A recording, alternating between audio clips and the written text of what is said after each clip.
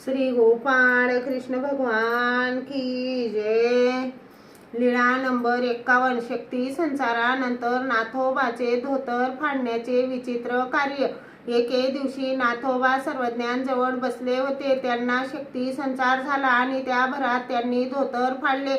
सर्वज्ञांचे श्रीचरण धरले आणि म्हणाले, जात हाओ तो श्रीचक्रधर राया, आणि धावत निघाले। पाठीमागे औसा पडत निघाली। काय झाले रे बा नाथोबा तुला?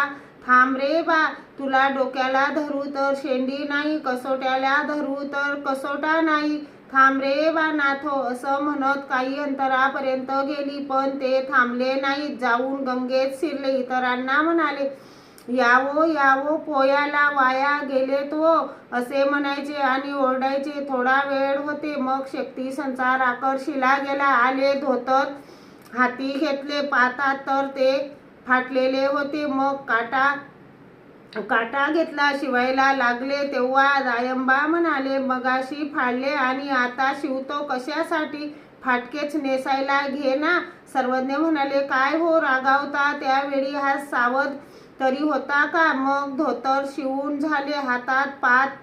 हातात पात्र घेतले, पाणी भाताच्या मडक्याजवळ येऊन बसले, पात्रात पाणी भात भरला आणि जेवू लागले।